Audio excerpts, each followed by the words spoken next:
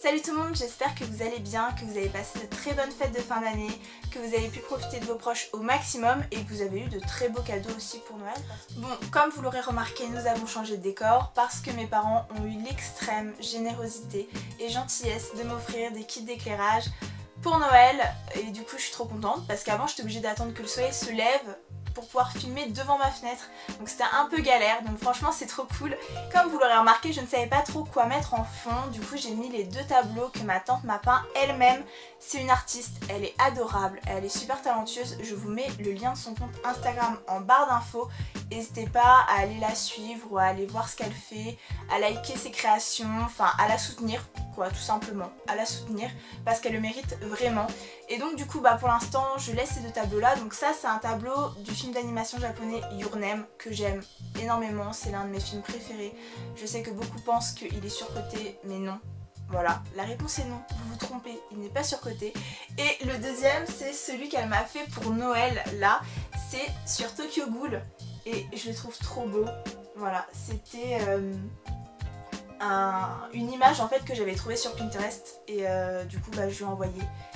Et c'est super bien fait. Je suis trop fan, je suis trop contente. Je le trouve trop beau. Bon, comme vous l'aurez compris, aujourd'hui on se retrouve avec une vidéo sur le Japon. Ça faisait très longtemps que je n'en avais pas fait une. Et aujourd'hui, je vais vous faire visiter le quartier d'Akihabara, qui est le quartier d'électronique, c'est le paradis des geeks. C'est le paradis pour les fans de jeux vidéo et les inconditionnels des mangas. Ce quartier, j'ai envie de vous le présenter en deux vidéos. Cette première vidéo, on va voir tout ce qui est salle d'arcade, jeux vidéo, anime, manga, figurines, donc tous les magasins de figurines, vraiment mais remplis à ras-bord de figurines, les énormes immeubles qui sont tapissés d'affiches de manga et d'anime, les écrans plats qui diffusent des clips, enfin tout ce qui est kawaii. Vraiment, c'est un quartier qui est vraiment différent des autres. Et pourtant j'ai l'impression que, mais même moi avant de connaître le Japon, je me disais, ouais les quartiers à Tokyo ils doivent être tous comme ça, genre c'est des énormes immeubles avec plein d'écrans plats, tapissés, etc. C'est que des figurines partout, des mangas partout, alors que pas du tout. Mais c'est vrai qu'on associe un petit peu ce quartier à l'intégralité de Tokyo, alors que c'est pas du tout le cas. Mais c'est vraiment un quartier extraordinaire, c'est l'un de mes quartiers préférés et il est vraiment dingue en fait.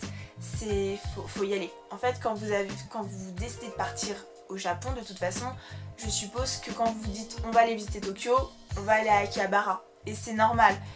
Mais il est extraordinaire ce quartier. Mais après aussi dans la vidéo j'ai envie de vous montrer un petit peu la part d'ombre entre guillemets d'Akihabara parce que j'ai pas envie de vous montrer que les bons côtés. Parce que oui c'est sûr on va dans un pays parce que on veut profiter, on adore le pays, voilà, mais il n'y a pas que des côtés positifs, il y a aussi des côtés négatifs. Après, je suis pas extrêmement bien placée pour vous montrer tous les côtés négatifs du Japon en général. Je vous conseille d'aller voir les vidéos de Louis-san, de Benoît d'ici Japon, du Pandaman, voilà. Il y en a d'autres que je suis et qui font des vidéos géniales, mais je trouve que ces trois-là, ils montrent un peu plus, surtout au niveau de la vie quotidienne des Japonais, les côtés négatifs. Et je pense qu'il faut aussi prendre en compte ces côtés négatifs. Donc je vous parlerai de la part d'ombre d'Akihabara en fin de vidéo. J'ai pas mal remarqué ce côté un petit peu spécial durant la nuit. Voilà. Je vous en dirai plus à la fin de la vidéo. Et du coup j'ai envie de vous faire une deuxième vidéo où on va voir un Akihabara qui est beaucoup plus traditionnel, en vous faisant visiter un temple. Et ce temple, c'est l'un de mes temples préférés. Il est magnifique. Et en fait c'est extrêmement bizarre parce que quand vous sortez directement du métro, il y a l'excitation qui monte super vite. Enfin vous sortez vraiment du métro, vous voyez les images que je vous ai mises là. C'est vraiment pile en sortant du métro qu'on a vu les énormes immeubles tapissés d'affiches d'anime, les écrans plats, les clips, tout ça. Enfin c'est vraiment un univers particulier et l'adrénaline ça monte très vite parce qu'on se dit oh mon dieu je veux tout voir, je veux tout acheter, voilà.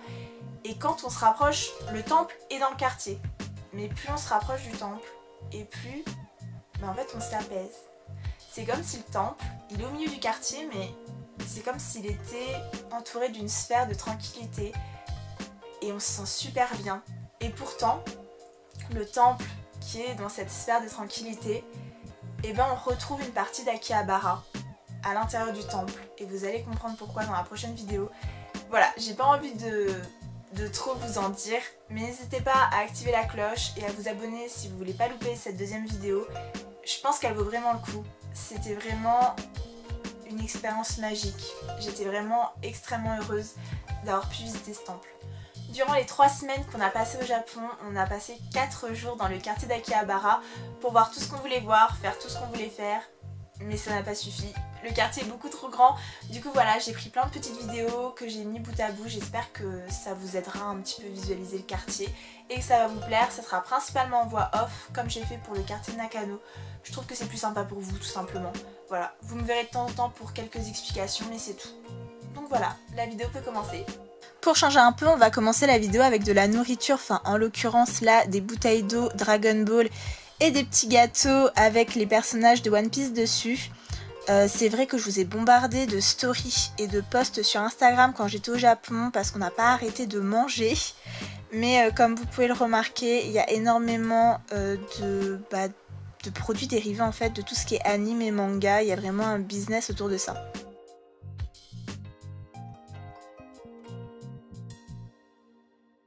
On retrouve les fameux Kit Kat, donc il y a tous les goûts possibles et inimaginables, donc la pomme, tout ce qui est flan, patates douces, fraises, matcha. Alors matcha c'était super bon, par contre il y avait aussi à la fleur de cerisier et au saké, et c'était vraiment mais horrible, ça avait un goût de lessive. Et là c'est un mur tapissé d'affiches qui était beaucoup trop joli, donc c'est pour ça que je vous l'ai mis. Et en fait tout en haut on arrivait dans des boutiques où il y avait des figurines. Voilà, mais je trouvais que c'était assez stylé le mur comme ça. On continue, on arrive dans un book-off parce qu'on a dû faire tous les book-off de Tokyo pour trouver des artbooks. Dans ce book-off, je me rappelle que j'avais trouvé un artbook Détective Conan qui était pas mal cool, que j'ai offert à mon copain. Donc franchement n'hésitez pas à faire un maximum de book-off, il y a vraiment des artbooks super cool.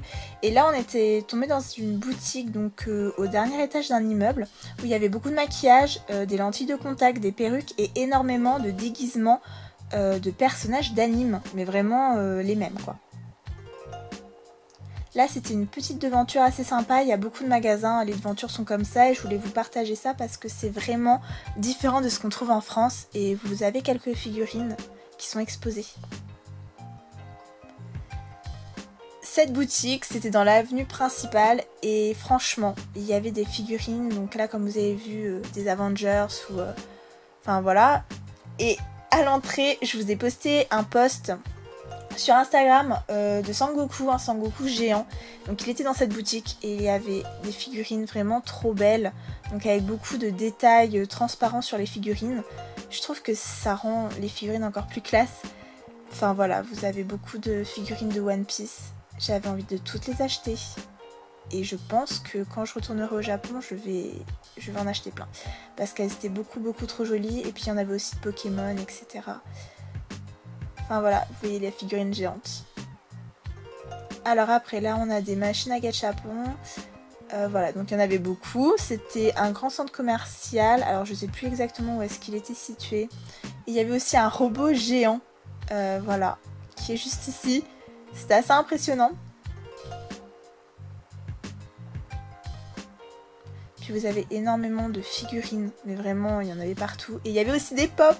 Et c'était, je crois que c'est le deuxième magasin où j'ai vu qu'il y avait des pop, mais il y en a très peu en fait au Japon. Là c'est le petit coin Star Wars, les figurines devaient faire au moins, enfin en tout cas celles qui sont juste devant elles devaient faire au moins 1m20. Je pense que vous allez voir parce qu'on voit un monsieur juste là, donc vous voyez un peu la différence de taille. Après on a des boutiques vraiment comme celles qu'on retrouve à Nakano. Avec, vous voyez, tous les petits porte-clés, toutes les petites figurines. On a un coin Adventure Time, donc avec plein d'objets différents. Je trouve que c'est pas la folie au niveau Adventure Time, ils font pas des trucs super cool. Là, c'est une boutique avec des figurines assez... Bon, là, on est d'accord, c'est plus des figurines qui peuvent intéresser les garçons, mais bon. On a des figurines... je perds mes mots. Disney. Là, on a du Spider-Man. On a beaucoup de figurines différentes. Donc voilà, donc c'était dans différents magasins en fait. Il y avait beaucoup... De toute façon, il n'y avait que des figurines. Dans certains magasins, il n'y avait que des figurines. Donc là, on a des figurines des Ghibli. Voilà. Donc le voyage de Chihiro, par exemple. Kiki la petite sorcière. Mon voisin Totoro. C'était super joli. Il y avait un gros coin, tout ce qui est Studio Ghibli dans cette boutique. Et j'aimais trop. C'était trop beau à voir. Voilà, donc on a des petits cadres. C'est assez joli. Bon, après, je sais pas si j'exposerai ça dans ma maison, mais c'était super, super joli.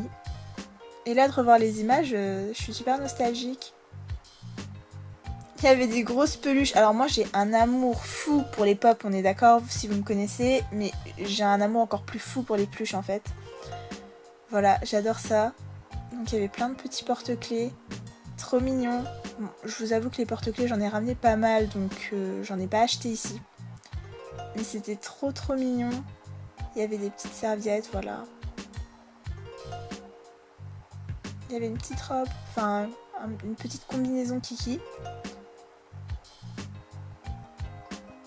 Des petits porte-monnaies. Enfin, il y avait vraiment des goodies, voilà. Par milliers, il y avait le choix. Hein.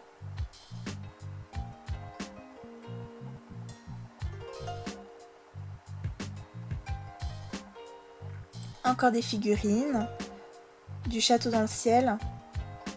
Après là il y avait un coin dragon. Alors je ne sais pas du tout ce que c'est. Je crois que c'était un jeu vidéo. Mais en tout cas, c'était le jeu vidéo du moment apparemment parce que tout le monde était à fond sur ça. Enfin là j'ai filmé le coin, il n'y a personne, mais c'était vraiment blindé au tout début. Détective Conan. On est toujours dans la même boutique, en fait, on est à l'étage.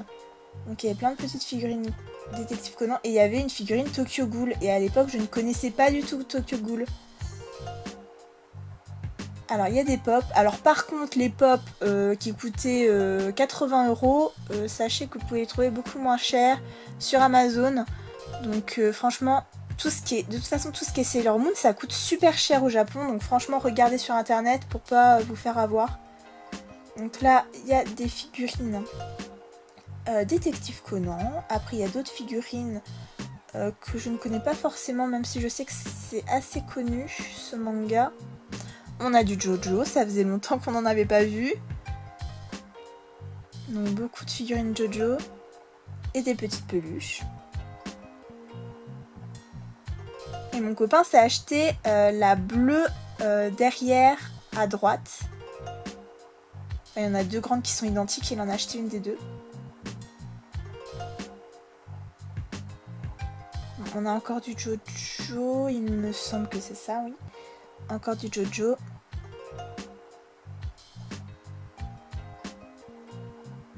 Ah, on retombe sur du Sailor Moon et sur tout ce qui est... tout ce qui est plus girly, on va dire. On a Dorémy derrière. J'avais très envie de me l'acheter, mais elle coûtait très cher aussi. Franchement, je crois qu'elle coûtait même plus cher que les Sailor Moon. Donc imaginez, il y avait beaucoup de choses. Il y avait une palette de maquillage, je viens de réaliser, là je viens de voir. Alors là, on est sur du One Piece. Vraiment trop beau. Il y a énormément de figurines. Enfin, de toute façon, il y a tous les personnages. Mais voilà. Dans différentes poses. Et on a des Q-Pockets en bas. Une de Nami. Et je suis en train d'ailleurs de commencer sérieusement une collection de Q-Pockets. Donc ça commence vraiment à mal aller en fait. Donc on retombe sur du Jojo.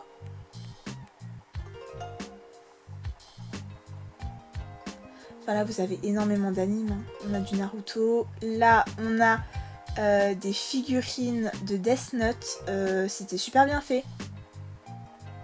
Franchement, elles étaient assez grandes, mais bon, le prix... Alors là, on tombe sur des grosses peluches Mickey. Elles étaient très cool. Et on a énormément de peluches, de tout ce qui est, comme vous voyez, Pokémon et beaucoup de Disney. Mais je pense qu'il y a aussi beaucoup de goodies qui étaient dans ce magasin qui venaient des parcs d'attractions, tout ce qui est Disneyland, Disney Sea, etc. Donc beaucoup de Q-Pockets. Et il y avait des tout ce qui est jeux, enfin tout ce qui est jouet de Toy Story 4 alors que c'était absolument pas encore sorti. Et donc du coup je m'étais dit mais c'est qui ce petit lapin et ce petit poussin? Et là il y a la DeLoreal de Doc qui est trop belle et qui coûte super cher. Non mais je me rappelle de cette boutique, elle était merveilleuse. J'avais vu une peluche à 12 €, je me suis dit si je reviens et qu'elle est plus là, je serais tellement dégoûtée. Parce que vous savez, je vous ai dit, il faut faire plusieurs fois le tour des magasins pour regarder et pour pas se faire douiller en prenant un article directement alors qu'on peut le retrouver beaucoup moins cher dans une autre boutique. Je me suis dit à tous les coups, elle sera plus là. Je l'ai prise. 2 magasins plus loin, elle était là, à 6 €, moitié prix. J'étais dégoûtée. Je vous jure que j'étais trop dégoûtée. Et je suis encore dégoûtée, mais c'est pas comme si c'était... C'est pas comme si ça m'était arrivé qu'une seule fois en fait pendant le séjour. Ça m'est arrivé à chaque fois, limite. Enfin, pas à chaque fois, mais... Enfin, si, limite. Enfin, si, je suis désolée, si... Enfin, je peux vous montrer tous les trucs que j'ai achetés. Je les ai retrouvés beaucoup moins chers dans d'autres boutiques, mais pas forcément dans le même quartier. Du coup, voilà. Mais franchement, faites attention. Faites plusieurs fois le tour, prenez le temps. Faites pas comme moi, ne soyez pas impatients d'avoir des choses. Voilà. Il faut que je vous parle d'une de mes boutiques préférées à Akihabara. Je crois que c'est pile quand vous sortez du métro et que vous allez en direction des grands immeubles avec les écrans plats que je vous avais mis dès le début de la vidéo. Il me semble que c'est là. Vous avez des grandes étagères avec plein de figurines à l'extérieur dans la rue. Et je pense que vous rentrez dans la boutique, que vous traversez toute la boutique parce que là il y a des tonnes de figurines, c'est vraiment la caverne d'Ali Baba, c'est dingue, c'est trop bien. Et après vous allez à gauche, vous allez aux ascenseurs, vous prenez les ascenseurs et en fait c'est comme un Nakano, vous avez à chaque étage plein de petites boutiques, mais à un étage, l'étage complet est une boutique. Vous rentrez et vous avez que des vitrines, mais géantes, tout le magasin, il n'y a que des vitrines géantes. Avec plein de figurines, c'est rempli de figurines, c'est trop beau. Et en fait, à chaque vitrine, vous avez la possibilité de prendre un petit papier sur un calepin. Et là, vous pouvez noter le numéro de la vitrine, le numéro de la figurine que vous voulez, le prix. Et vous faites votre shopping dans toute la boutique comme ça. Et c'est un gagne-temps. Mais c'est dingue, c'est trop bien. Dans cette boutique, c'était vraiment la caverne d'Ali Baba. Il y avait des figurines super rares. Il y avait des figurines de Disney, des figurines de manga, des figurines d'anime. Enfin, il y avait de tout. Il y avait du One Piece. Elles étaient tellement belles. Il y avait énormément de figurines. Je vais toutes vous les mettre là. Mais franchement, elles étaient magnifiques. Et je suis tellement dégoûtée qu'on ait trouvé cette boutique l'avant-dernier jour de notre séjour. Bah déjà parce que on n'avait plus d'argent. On avait déjà plus de place. On était déjà au bout de notre vie avec tout ce qu'on avait acheté. Et enfin voilà quoi, c'est super triste. Mais franchement, si je retourne au Japon, et c'est dans mes projets futurs, franchement j'y retourne et puis j'achète plein de figurines parce que enfin c'était trop beau, c'était trop bien. Mais il y avait vraiment plein de petites figurines, mais même des petites figurines que j'aurais pas forcément achetées mais qui étaient tellement mignonnes. Enfin dès qu'on les voit on se dit mon dieu mais c'est cet anime là, c'est ce manga là, on veut pas forcément les acheter mais on est super nostalgique aussi parce que il y a des figurines qui datent, enfin d'animes qui datent et puis tu te dis mais je regardais ça quand j'étais plus jeune et tout et c'est super nostalgique, puis c'est trop bien quoi. Tu vois plein de trucs, du coup c'est trop bien. Bref, je vous conseille à mort ce magasin. J'espère que vous le retrouverez parce que je suis pas une très bonne guide là, franchement je me rappelle pas. Vraiment, je crois que c'est cet immeuble, mais ça me semble trop facile. Puis en sortant du métro, ça me semble trop facile. Mais en même temps, on a tourné énormément dans le quartier et je crois qu'on a fait les premiers immeubles à la fin parce qu'on s'est dit bah autant aller faire tout le tour. Donc voilà, donc j'espère que j'ai réussi à vous vendre un petit peu de rêve avec toutes ces photos. Je suis désolée, je commence par vous montrer ça, mais en fait, c'est les plats qu'on voit devant les devantures des restaurants. Donc on pouvait en acheter dans cette boutique. Donc comme vous avez vu les vitrines, donc vous aviez B13, donc c'était le numéro de la vitrine. Donc voilà, on a du Sailor Moon, on a beaucoup de One Piece, enfin vous allez voir que c'était n'importe quoi. Il y a vraiment des détails de dingue.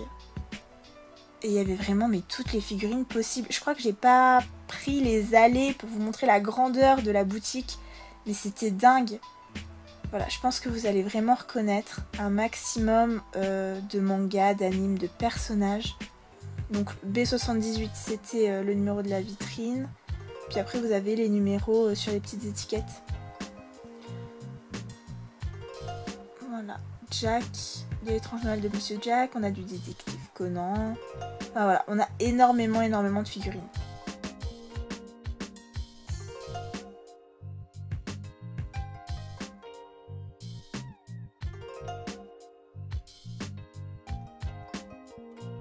Je vous avais dit que Akihabara, la nuit, ça a changé un petit peu d'atmosphère. Enfin, du moins un peu plus que le jour.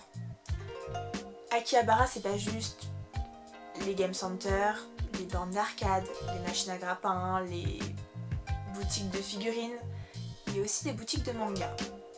Des mangas normaux et des mangas un peu moins normaux. Le premier truc dont je voudrais vous parler, c'est les K-books, principalement. Parce qu'avec mon copain, en fait, on a fait vraiment toutes les boutiques de mangas parce qu'on voulait retrouver des artbooks. C'est super sympa d'avoir des artbooks, voilà, on les trouve pas forcément en France, même pratiquement pas. Du coup, c'est plutôt pas mal. Et on a vraiment fait toutes les boutiques. Toutes les boutiques. Vu qu'on connaissait pas les noms à éviter, ben, on est allé dans un K-book. On s'est un peu posé des questions parce que le K-book, en fait, il était en sous-sol. Et on s'est posé la question, bah c'est bizarre, pourquoi est-ce qu'ils le mettent en sous-sol? Mais bon, étant donné qu'ils ont des immeubles géants et que des fois il y a plein de sous-sols dans les immeubles, qu'il n'y a pas forcément de trucs bizarres, bah on s'est dit, bah ok, c'est normal. On est rentré dedans et on s'est rendu compte qu'en fait c'était des mangas qui reprenaient des mangas connus, Tokyo Ghoul, One Piece. Je sais pas s'ils ont fait du Dragon Ball aussi. Mais bref, ils ont détourné les histoires et ils ont sexualisé les histoires. Enfin, en gros, c'est que des histoires amoureuses à l'intérieur. On pourrait penser qu'il y a peu de gens qui s'intéressent à ça, mais les boutiques sont quand même bien remplies de personnes qui feuilletent, qui cherchent des séries à s'acheter. Voilà. Donc maintenant, au moins, vous saurez que les K-books, si jamais vous trouvez ça gênant, bah ne rentrez pas dedans, voilà, parce que c'est que du manga sexualisé. Il n'y a pas que les mangas qui sont sexualisés à Akihabara, apparemment c'est le quartier du X, principalement parce qu'il y a le plus grand sex shop du Japon, qui est sur plusieurs étages. Alors on est rentré à l'intérieur, moi j'étais jamais rentrée dans un sex shop donc je ne peux pas avoir de comparatif, comparé à ce qu'on pourrait avoir en France, mais je pensais être choquée. Je pensais me dire, mon dieu, mais ils sont complètement tarés. Et en fait, bah, étant donné que déjà dans leur magasin de lingerie, ils ont que des culottes, ils ont pas de string ou de tanga, etc. Et bah là, quand on va dans le sex shop, en fait, vous avez un rayon de lingerie où vous avez des soutiens-gorge et puis vous avez des strings. Donc en soi, c'est pas perturbant plus que ça. Vous avez des costumes. Vous avez des costumes avec des oreilles de chat, avec des queues de lapin, tout ça. Enfin voilà, c'est pas plus que ça traumatisant. Et après vous avez un coin où vous avez tout ce qui est, voilà. Sachant que tous les objets qu'on a vus dans le sex shop, en fait on les a vus aussi dans des Don Quirote. Les Don Quirote, c'est des énormes centres commerciaux, voilà, c'est un énorme immeuble qu'on a dans chaque quartier. Et en fait vous avez plein d'objets, pas du tout chers, des vêtements, etc. Et c'est super bien pour faire des cadeaux. Mais vous avez toujours un coin où vous avez, voilà, vous avez un coin sex shop en fait. Et vous avez exactement les mêmes objets. Donc rien d'exceptionnel non plus. Voilà, si vous n'avez pas envie de perdre votre temps, allez dans un Don Quirote, regardez, voilà, juste par curiosité, mais faire tout un immeuble dédié à ça pour voir exactement les mêmes choses, ça sert pas à grand chose. Il y a aussi des cafés à thème. Alors il y en a dans d'autres quartiers évidemment. Il y a des cafés à thème, par exemple, où vous pouvez caresser des chats, des hiboux, des serpents, des hérissons, enfin toutes sortes d'animaux. Mais il y a aussi des cafés où vous avez des femmes qui sont habillées en soubrette, qui sont déguisés et qui servent à boire à des hommes et qui leur font la conversation, qui les flattent, etc.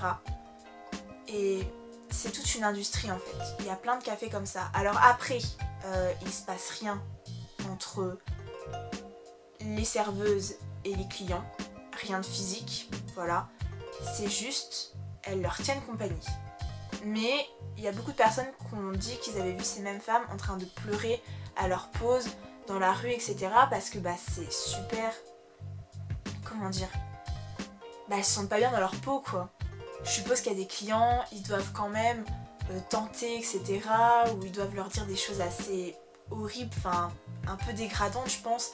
Surtout que le statut de la femme, il n'est pas terrible non plus au Japon, apparemment. Donc bon, voilà, c'est un peu compliqué. Donc il y a ces cafés-là, voilà, à thème. Il y a aussi des cafés à thème où apparemment, elles vous lavent les pieds, ou elles vous lavent les oreilles. J'ai lu ça sur internet, ou j'ai vu ça dans une vidéo, et c'est vraiment choquant. Genre, à quel moment tu vas te dire je vais aller dans un café pour qu'une nana me lave les oreilles? Je trouve ça atroce. Mais bref, voilà, c'est des cafés comme ça. Et du coup, c'est assez perturbant, sachant que quand on était le dernier jour à Akihabara, on allait en direction d'un Don Quirote et tout le long de la rue, il y avait des filles déguisées avec des masques, etc. Et en fait, elles donnaient des flyers. Alors, je sais pas si c'était pour des cafés ou pour des boîtes, mais en gros, elles faisaient la promotion, quoi. Et en parlant de boîtes, en fait, il y a beaucoup de clubs à Host et hôtesse. En fait, c'est des clubs. Alors, vous avez les clubs pour les filles, vous avez les clubs pour les garçons. Pour les filles, vous allez aller dans un club où il n'y a que des garçons qui vont faire la conversation. Vous allez consommer de l'alcool, mais en fait, c'est l'alcool que vous allez consommer pendant la soirée. Tout l'argent que vous allez dépenser pour les boissons, c'est en fait, ça va être ça leur salaire aux hôtes. Ils n'ont pas de salaire. Tout l'argent que vous allez dépenser, si vous décidez par exemple de rester avec un hôte pendant toute la soirée, tout l'argent que vous allez dépenser pour consommer, en fait, il va avoir son salaire de la journée par rapport à ce que vous avez dépensé. C'est un peu compliqué. En fait, les hosts, donc les hôtes qui sont dans les serveurs entre guillemets, enfin voilà, qui sont dans ces clubs, ils n'ont pas de salaire. Ils ont des clientes régulières. Et ils vont passer du temps avec leurs clientes et leurs clientes vont payer des bouteilles, vont consommer de l'alcool et tout l'alcool qu'elles auront consommé, en fait, ils vont prendre une part sur cet argent. Donc une part ira au club et l'autre part ira à l'host qui a vendu voilà, les consos à sa cliente et c'est ça qui va lui faire son salaire. Mais les clientes peuvent décider de leur offrir des petits cadeaux. Des petits cadeaux genre qui viennent de chez Dior ou de Gucci ou des voitures aussi. Il y a des nanas qui payent des voitures à leurs os préférés. Et du coup les mecs, ils peuvent devenir extrêmement riches super rapidement s'ils arrivent à se faire apprécier d'un maximum de filles. Et du coup voilà. Et il y a exactement le même truc pour les garçons, en fait, ils vont dans des clubs où il n'y a que des filles et du coup elles leur font payer de l'alcool, etc. Enfin voilà. Enfin voilà, je vous ai un petit peu expliqué le concept, mais n'hésitez pas à aller voir les vidéos que je vais vous mettre en barre d'infos parce que je trouve ça super intéressant de voir la différence entre les cultures, la différence d'état d'esprit selon les pays. Il y a des trucs complètement dingues, n'empêche. Moi je me verrais pas dépenser 4000 € pour quelqu'un que je connais pas, quelqu'un qui est gentil avec moi. Peut-être parce que aussi il me trouve gentille, mais dans le fond c'est juste parce que je dépense mon argent quoi. Et je comprends pas pourquoi il y a des femmes elles font ça, sachant que vous verrez dans la vidéo de Benoît, il y a des femmes qui sont en couple, qui ont des enfants, qui font ça. Qui dépensent tout leur argent, même de l'argent qu'elles n'ont pas, pour les hosts, pour leur host préféré. C'est n'importe quoi. C'est... Enfin bref. Mais c'est super intéressant en fait de voir ça. Après, il faudrait essayer de se mettre à la place des gens, mais là j'arrive pas trop. Sur ces douces paroles, je vais vous laisser. N'hésitez pas à mettre un petit pouce bleu si la vidéo vous a plu. N'oubliez pas, prochaine vidéo, ça sera la visite du temple qui se trouve à Akihabara, l'un de mes temples préférés. Donc n'hésitez pas à vous abonner et à activer la cloche pour ne pas la louper. En attendant, prenez soin de vous. Je vous fais d'énormes bisous et je vous dis à bientôt.